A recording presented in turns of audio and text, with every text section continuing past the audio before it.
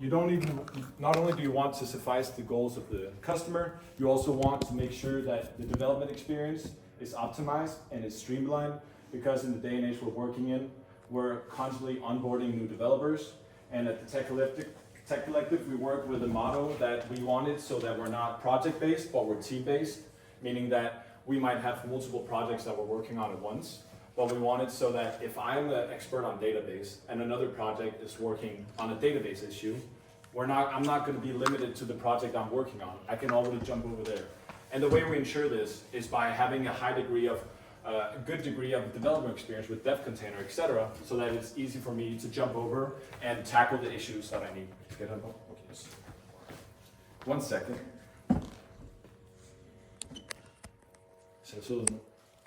I look cute?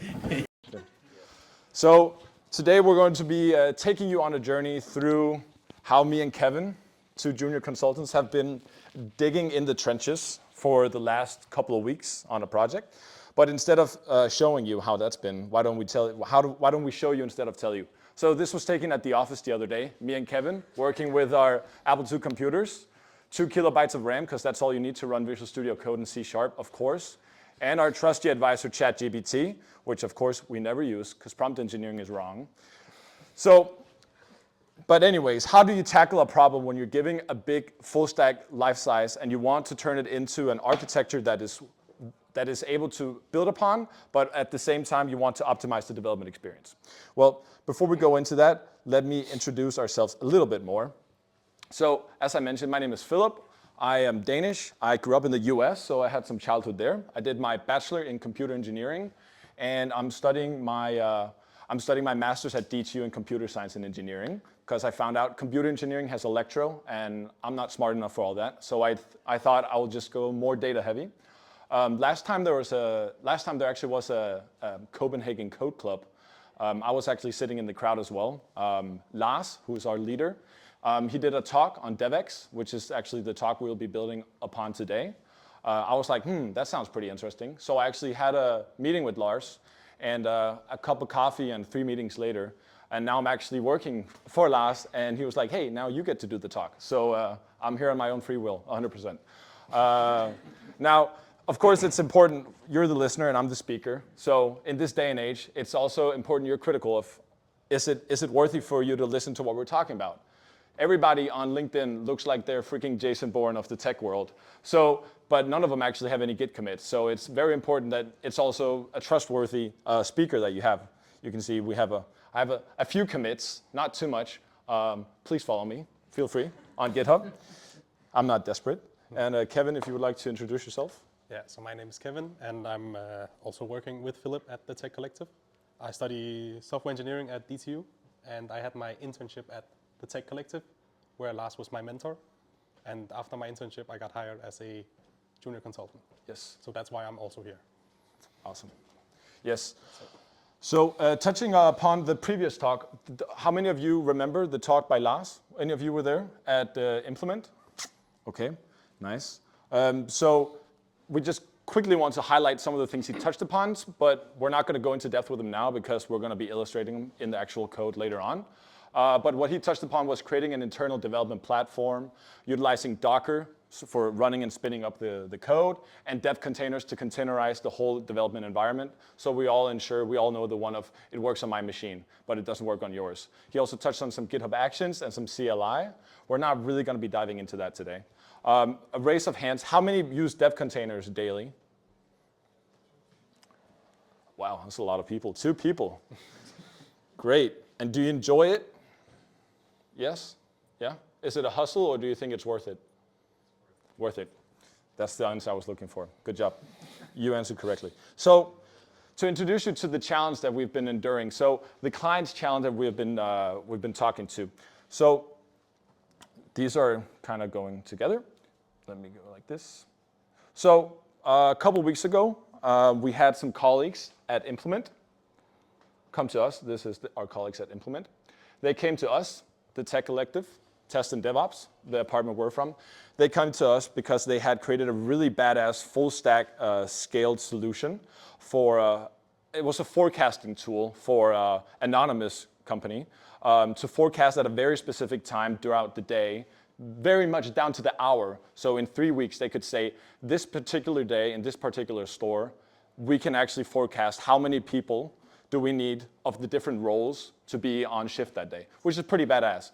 It took into account the weather, local events, everything like that. So these two knucklehead mathematicians at Implement created a really, really cool, badass project for this customer, and it's functional, and they're very satisfied with it. Then they came over to us at the Tech Collective, and they said, we have this solution right now, which I'll go into more depth with later on, but right now the front end, there's not really a front end unless you want to call Excel a front end, which we can argue later if you want.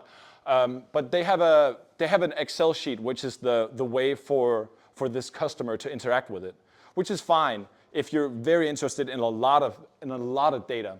But it's also very important to find out, isn't there a market for such a valuable tool to be utilized for people that may be only managing 1 or 2 restaurants or just a lot smaller scale? So how can we make a UI that is less overwhelming but still conveys the same message? So they came to us and they wanted to find new customers. And they asked us, hey, can you help us develop this new front-end UI that's more user-friendly and more lightweight? Because right now the current system is very, very, very rigid, and it's not able to develop upon in that sense. So we looked at the code and we said, we can't just create a new front end looking at the architecture, because the architecture, they, again, remind you, they were not software developers, so they hadn't invoked a lot of fundamental software principles. And this is where a model view controller pattern comes in. Because right now, they had created a solution that worked for the current customer, but if you want to go out and create a different view for a lot of different customer segments, you need to split up the architecture so you have this separation of concerns. So that's what we told them. We said, well, we need to look at the code first, and then we need to start developing, because we can't just build a front end just off the get-go. So that is what our objective was. We came in to restructure architecture using model view controller. I'm assuming I'm dealing with a techie crowd, so you know model view controller. But for this purpose, it would be the model would, of course, centralize the business logic. The view would allow us to create multiple user interfaces, so we could very easily scale it. So it's just like you have a motor in a car, but you could create a lot of different chassis depending on who the customer would be. And then the controller, of course, would handling all the routing between the front and the back end, as well as some middleware. And so that would be our goal, to create this scalable, flexible system that supports the future growth so that we're not even limited to only creating one new front end or one UI, but we could, in theory, create unlimited amounts. But in order to get there first, we would have to make this production ready. We would have to restructure the whole architecture. And so the first 2 things we did was how did we start with that? Well, me and Kevin, we started digging a lot. We did a lot of code review, a lot of code analysis. Helpfully, we could use some prompt engineering for that. You don't need to understand what's going on here, but we used a lot of code analysis to get an understanding of, before we even tackle this huge code base, how do we actually start? So the first thing we did, a lot of code review, understanding the traceability, and then we started building new features to try and see where is it actually cracks. Because if you're looking at a full-scale professional software solution, sometimes the best thing is just to see, okay, if I want to create a new endpoint, mind you, there were no endpoints. If you just want to build something up from the very beginning, the best thing you can do is actually see where is there an error, and then you can start debugging. And then that way, you kind of reverse engineer, okay, what is the architecture that they actually have done? Any of you tried to overtake a project and then try to restructure architecture? Yes? How did it go? Oh, like, I think first month or 2 of me on this job, like I Yeah. just refactored the entire thing they gave me, because Okay. I just tried to understand it. It worked better later, but it's been like, it still needed quite a bit of refactoring after I touched it. Yeah. Did you do some of the similar steps here, or how did you tackle it from the beginning? Well, yeah, kind of like, you know, I would go through it. I would kind of find out how a function works. Yeah. And like I would read through it, reword most of the variables because they were just named wrong, and then like, you know, try to make the whole code just more readable. Like, you know, it would break, and then I would be, that's why it broke, because something else over there is affecting it. Yeah, so getting hands-on usually helps with understanding what is actually going on. Yeah. Nice. So we needed to set somewhere to begin. So the first thing we did was with the colleagues, we decided, okay, we're going to be refactoring some logic because of course we have to step by step decouple it into this model view controller architecture pattern, whatever you want to call it. So the first thing we did, we agreed with them, okay, there's some calculation going through called shift calculation request. We're going to be going in and trying to set up this endpoint and set up a model for this so we have some validation, et cetera, et cetera. Oh, I didn't hit. Yes. That brings me to right here. So this is the solution that we were given of the project. As I mentioned, for the stack solution, it was Excel in the front end where they had created some VBA. They were using a Microsoft SQL server and then some Python backend. And it doesn't take a very experienced software developer to see that there's already something very wrong. And the first thing is here you can see there's a VBA script going in talking to the database. So already here we have a direct communication between the front end and the database. Of course, that is not really what I would call best of practices. I'm not sure. I mean, unless you think that's cool. So of course here there are definitely some SQL injection, can very easily come out in some data breaches. So that's far from optimal. So that was definitely one of the first things that we tested out and we found by doing some code review and doing some traceability. A second thing we found was, so the script goes in and it sends a message to the database, and then the database is actually the kind of acting as a broker in this architecture. And then we have over here, we have the backend, which is actually simply, it's just a while loop that is running and checking the database for changes every 30 seconds. If there actually is a change, then it actually goes down and processes it. But if there isn't, it just keeps polling.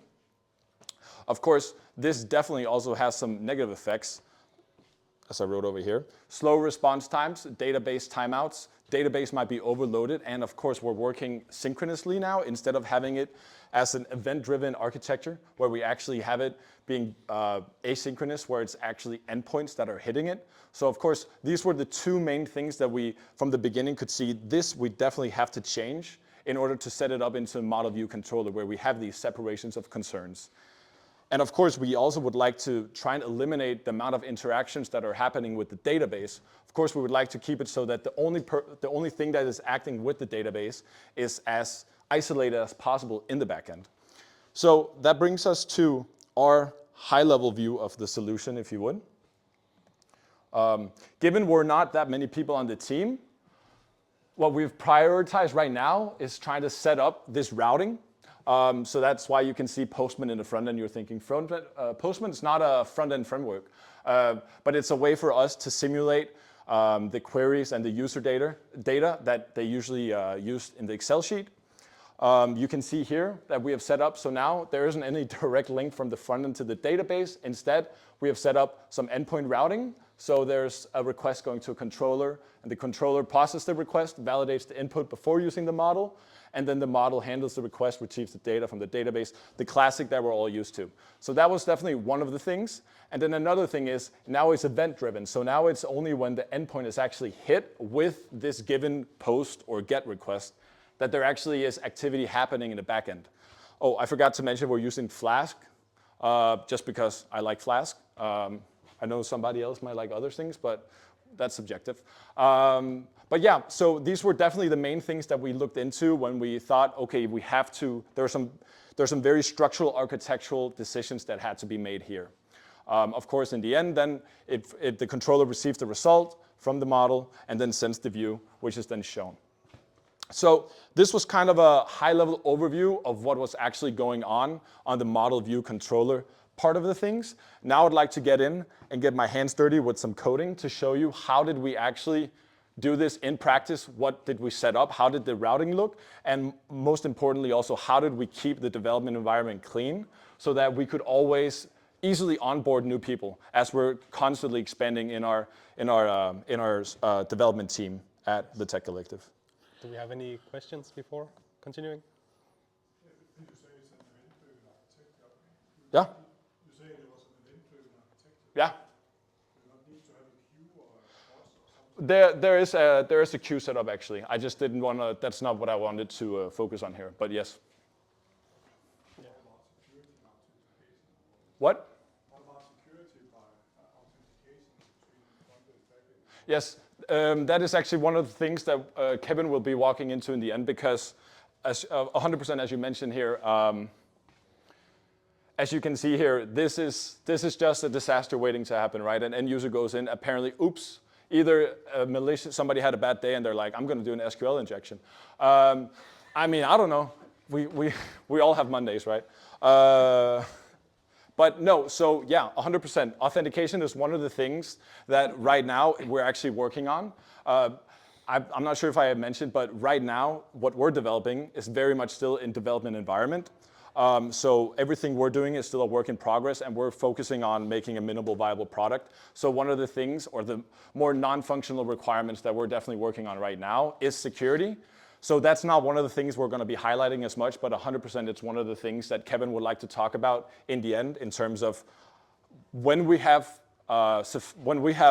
satisfied the functional requirements, how do we also ensure the non-functional requirements, such as reliability, security, et cetera, et cetera. So good question. Where was I? Coding. Yes, that's why you came. I hope so.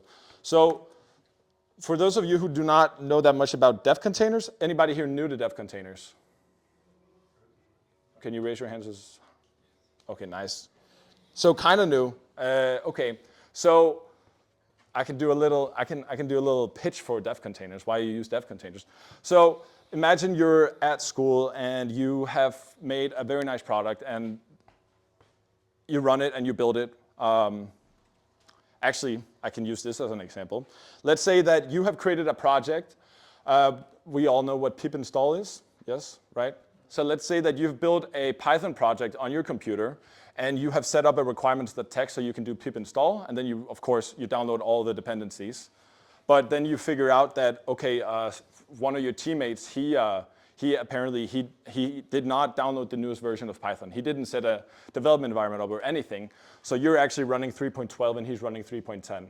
So the fact that you're not using a dev container means that you're using the local versions that you're actually utilizing. You're not explicitly setting it up in a declarative file to ensure that you're all working on the same version. And so that can definitely cause some huge problems, which actually was one of the things that was with this project before. We were given this code space, and I think there were 20 or 30 dependencies that we needed to install, and we just thought, okay, let's just do pip install. Found out that there were so many discrepancies between, oh, this version doesn't work with this version. So we found out by trial and error that that's because it was actually working on 3.10. Yeah, so that was 2 days well spent for me. But let me build this up.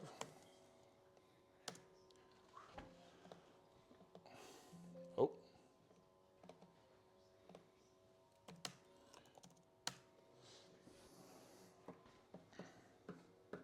WSL, of course. So when you're working with dev containers, you have this .devcontainer folder. And so if you want to start working with dev containers, a very quick little tutorial on it. There's an extension in VS Code you need to install. And then simply now it went away, nice. But then it simply just parses your folder or your workspace, and it can see, okay, you actually have a .devcontainer file, and then it can already, from that, see and ask you to build it. So right now I'm working locally, so if I was to do I could do it quickly before it moves. No, I didn't. But if I was to do pip list, it would show all of the local versions I have of everything, of I don't even know, NumPy or Matplotlib or whatever. And then now that I'm going in here, I can explicitly say in for example, my requirements.txt, what is it 100% that I want to have, so there is no dependency discrepancies between everybody. Everybody is working in the same container, which has the exact same environment, same configurations, so everybody's on the same page. Permission denied. Oh. That's the fun thing about Docker.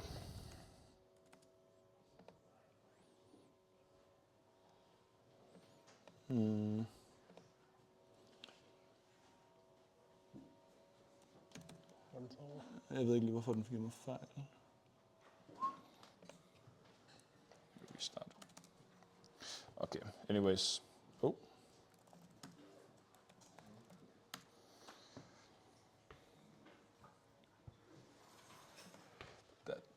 lidt lige meget. Anyways, let me show you here. So I'm going to, so this part I would like to split into two different aspects. So the .dev container, so the whole development experience that we have set up, and then go back and touch on this architecture that we implemented. So I think the first thing I want to talk about is the DevContainer.json. So this is a declarative file that helps you explicitly say what versions do you want for everything. So we're referring to which service is it we want to be working in. In our Docker Compose, you can see here we have two services. So two containerized Docker containers that are running code. We have one for the actual application, and we have one for the database. And so here we're just specifying that the one we want to be developing in is the actual app and not the database. Then we're just then we have set up a post create command. So we, for example, when we're spinning it up, we don't actually need to run pip install. It just quite simply checks if there are requirements that text it can find. If yes, then install it. If not, it says there's no text to be found, which is of course just a very nice to have quality of life. So we're ensured that okay, something must be wrong if we're getting this. And then in the end, we're just setting up to the database. Of course, again, as I said, this is very much a development environment, proof of concept, work in progress. So we're just hard coding in the username and the password, and then we're setting up to the port. Yes, go back to the dev container. The thing with dev containers as well is then you can specify what is it actually you want in this dev container. So we want some common utilities, and of course we want Git because we want to do all the credentials of Git. Credential manager, git add, git commit, git push, we want all of that. And then I also enjoy using the GitHub CLI. So here we can really specify for all the different developers, whatever. There's also, you can also have Azure CLI or whatever you want inside of your dev container. So this is where you're specifying the configuration environment for your development. And then you can also specify down here, what extensions do you want from Visual Studio Code? So we have Find, we have GitHub Actions, we have GitHub Copilot. We also have Postman for VS Code if you don't want to be running it externally in the app, because again, it's just a nice, it's not necessary, but it's a nice to have. And then we have Visual Studio Live Share, and a very quick crash course. Here you can see which ones do I have installed locally and which one do I have in the VSL. So then you can say, okay, I actually just want to add it to my dev container. So let's say I wanted Azure virtual machines into my dev container. I could just add it here. So it's very easy to add over new features that you want to build on.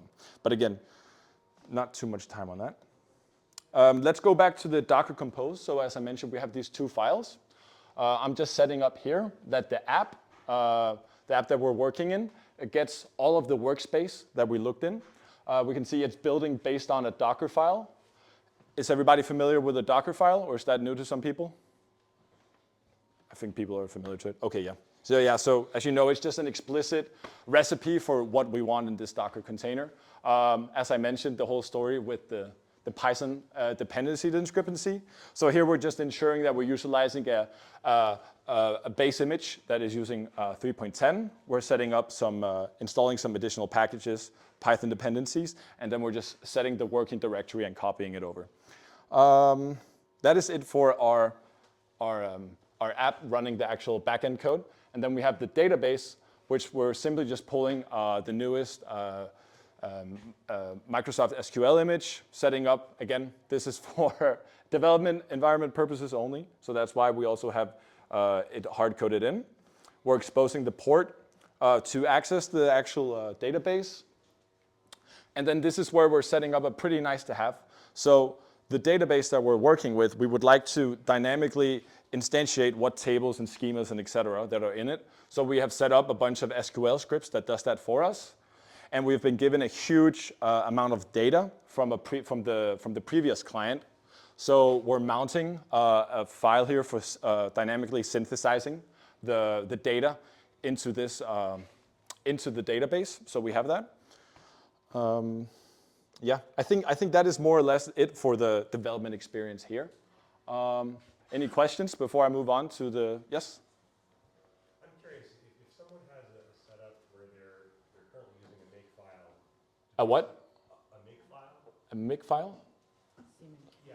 Okay. Oh yeah. Okay. Yeah. Yeah, you have a make file to sort of drive local Docker Compose environment. Why might they want to add a dependency and go into this DevContainer.json? What's sort of the advantage of this DevContainer? So the dev container is for specifying 100%. So it's an abstraction layer to 100% containerize the development environment. Does it answer your question at all? So all developers use the same versions of the tool. Well, so it seems like Docker Compose is a way to containerize the development environment. Well, Docker Compose is a way for you to spin up all the containers that you have. So Docker Compose, you can run Docker Compose build up or whatever, right? So Docker containers in general are set up for running the code, right? They spin up. So here I'm spinning up the application and I'm spinning up the database.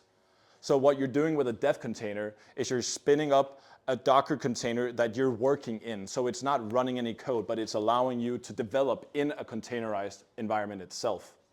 Does that make sense? So what I'm saying here is, here I'm actually setting up and running the code, but then at the same time in my dev container, I'm saying, I would like to jump inside this service that I'm running and develop inside of that. Right, well, normally you can do that with Docker Compose. You just do a local code now for your source directory. It's fine. Yeah. But I'm wondering, it sounds like specifically it's because there's specific VS Code. There's certain things that are easier to inject here than in your Docker file? No, you basically just containerize your development environment. So the environment itself is Dockerized, and then within that environment you run your development. The VS Code server is actually running inside of the Docker, so you are like having your whole environment inside the Docker. This is containerized to the next level. I know. I just invented it yesterday. I know, it's crazy. Any other questions? How do you deal with mounting? So you say you're mounting data. Oh, yeah. And Good question. I'm guessing that data comes from somewhere. Yeah, exactly. And that's one of the things we're not so proud of right now. Right now, we're using, so we got a bug file from the client. And right now we simply just have this downloaded locally. And then we have a .env file set up to just find that path.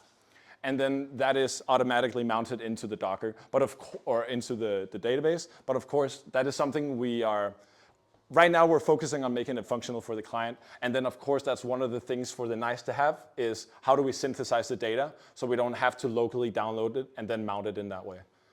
Does that make sense? Sure. Yeah, because you might override other developers' database. Yes, so right now the data we're using to build up the data, or the database is a static chunk of data, right? So if you're manipulating that 100%, yeah, you're right. So that's why we would like to. Yeah, it's set up every time. Yeah, you have to set it up every. You never override others' data. Yeah, exactly. So the data that you're using to populate the database is local. So yeah, if you want to spin it up again, then you have to do that again. So there's not a version controlling of that right now, which is of course one of the things that would be very nice to have to set up a synthesizing of the data. A container is transient. How do you handle your source file, Git, and all this when you sit and develop? What? I say a container is transient. I mean, it's something in memory, and then how do you handle all your source files and Git and commits? I mean, so when you close down the container, then you still have your source code and commits and all everything in Git is outside. So that's what we're doing here in the Docker file. We're specifying what is it actually we want when we're spinning up the dev container. What is it we actually want in this workspace when we're working? That's what we're doing here. We're setting up the working directory and copying over the current directory. And then in the dev container here, we're specifying what features we want in the dev container to have. So this is where we're saying, okay, we want this dev container to have Git functionality and GitHub CLI. So that you in the dev container can sit and do all Git actions. Not GitHub actions, but all Git actions. But you could also do it in the IDE itself, and then it would reflect in the dev container itself. Like Yeah. You just like kind of SSH into the dev container via VS Code, and then. Yeah, I mean it's been up with the dev container, yeah, in VS Code, yeah. But you can also, Yeah. So you would, yeah, yes, 100%. I agree. Any more questions? How do you deal with customization? Like a developer might have key bindings that they've used for 20 years. That's a very good question. Right now, actually at my school, we're doing a project where we're 9 people in a software development project, and we're all very opinionated. So that's interesting. But one of the things there we would like to do is a lot of people have different custom commands that they would like to incorporate, and that's where you can use. That's where, for example, post create command is. It's kind of set up to run automatically after your dev container has been set up. So here you can write any sort of bash script you want to set up your command lines, to set up any commands or whatever you want to have. So here it would utilize this. You could use to set up any specific commands that you would like to have. And I guess to make that truly apply to all repositories, you would have to refer to something in the user's home directory or something?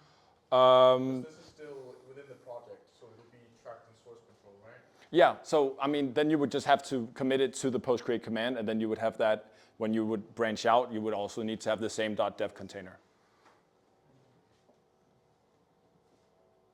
Yes? Mount the configuration inside the running docker for that, and then it's gonna pick up your local configuration. So while building the container, it would... You mount your settings file inside the Oh, right, That would 'cause only static configuration, right? Not if you use not even So you would mount a local file into the volumes? Is that what you're saying? Okay. The local settings. I guess that makes sense because you would only have your custom key bindings on your own computer. Yeah, exactly. You like, there's no point in me giving you my key bindings. No, exactly. Yeah, but I'm interested because I actually haven't done that much. You would have that in a file. What type of file would that be to have your custom commands? Like bash configuration files. Okay, so it is a bash script. I think so. Yeah. Okay. Because then in theory you could also, that's what the post command create is set up for if you don't want to do the local mounting. But I think, because I think the only difference is that correct me if I'm wrong, I think you know the mounting, the stages are different, right? So I think that at the time of building,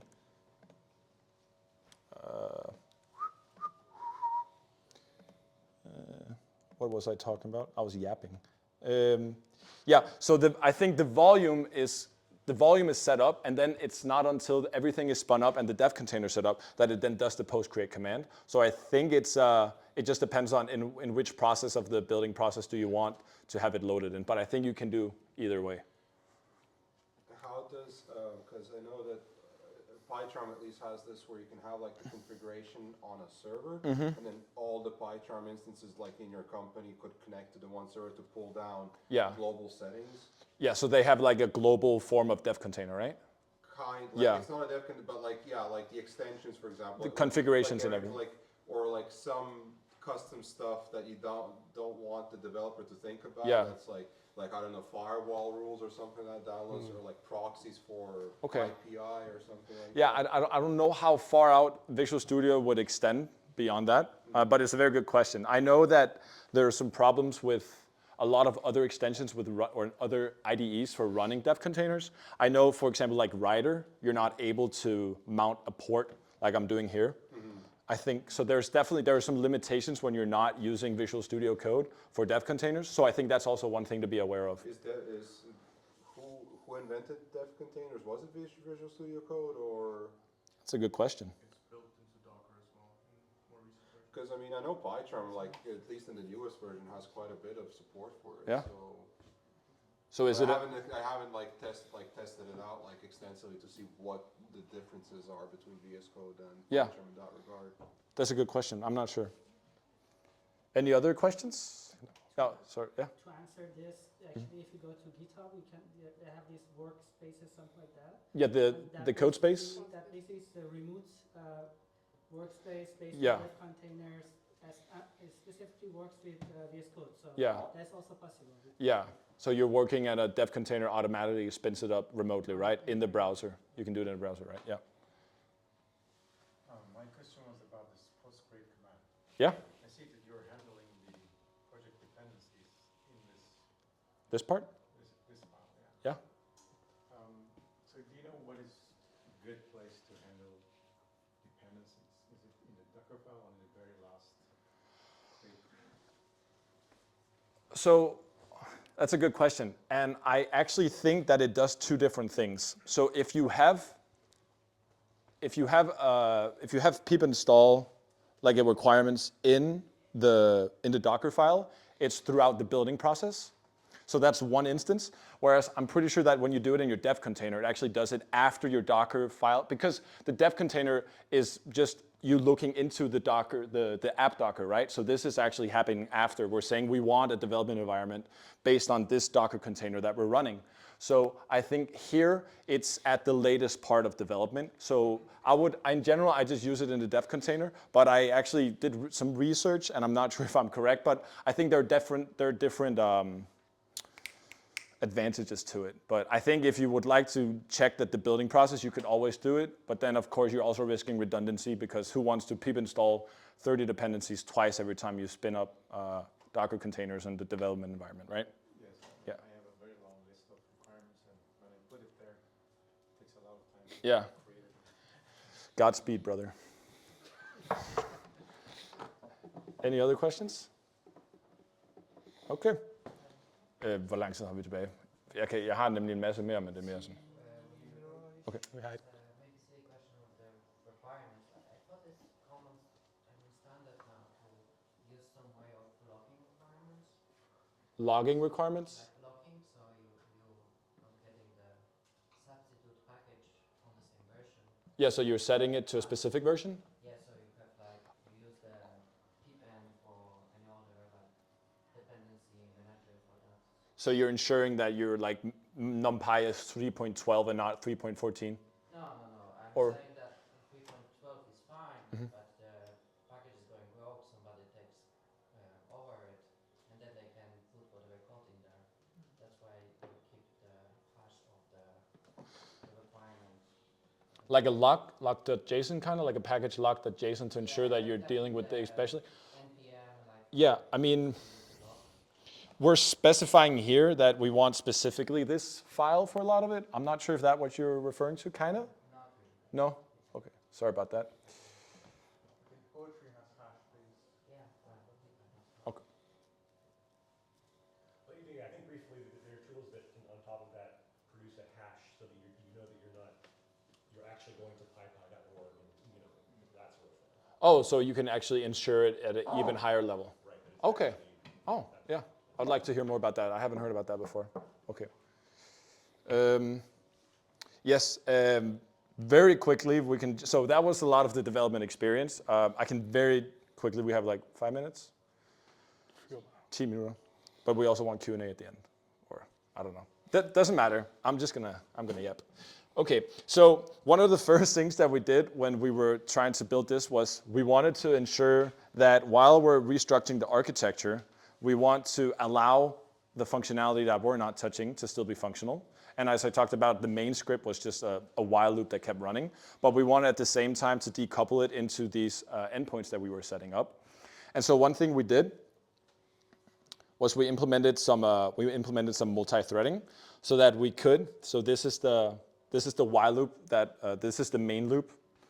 That simply just is, it's the one that was just checking the database all the time for, they were using data frames. So this is the main loop that just kept on checking, are there actually any changes in the database?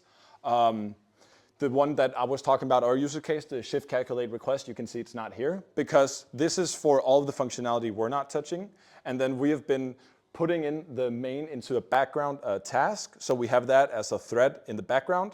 And then we can synchronously run the app, for the Flask that we're utilizing. And then we can start decoupling it from being synchronous to asynchronous and set up our different endpoints. So this is just this is just a very simple proof of concept here. We've set up a calculate shifts with a post, and it has some very simple error handling. Yes, and I think the last thing I want to touch upon is just before, as you could see in the main file, before all of the logic for handling, for example, shift upload request, that was all in the main file. All the logic was here. So what we did was we created these kind of services to handle everything from extracting the data from the JSON to doing all of the functionality, just so it's easier for us to the next time when we're not dealing with shift calculation requests, but we're dealing with shift upload requests, then we can just make a new service for that and do the exact same thing. So the framework that we have set up for the way we decouple this shift calculation request, we can do the exact same thing for all of the other functionalities that this project entitles. Yes. I think that was about it. I have a question. When you mentioned your refactored architecture, Yeah. many times, have you did a coverage by writing unit tests which actually could show that the old and new system actually behaves in the same way in the last? So doing some test-driven development, Yeah, kind of. well, if you have calculations, if you have business logic, it has to work in Yeah. a similar way in the old and new system. So we haven't actually been setting up too much testing right now, but we have been doing, that's one of the reasons we, for example, started using Postman instead of starting to build up a whole front end to replicate the Excel, because right now the other part of the team, they're doing prototyping for the front end that the client would be interested in. So while they're doing that, the way we're just simply testing it right now is we're taking the exact data that is actually being inputted into the Excel arc from the previous solution, and then we're just simulating that through Postman with making queries in, and then ensuring that we get out the exact same results as you would get in the previous old system, where it would just be prompted from the Excel. But 100%, that could be a very nice thing to work on. 100%. Yeah. Cool.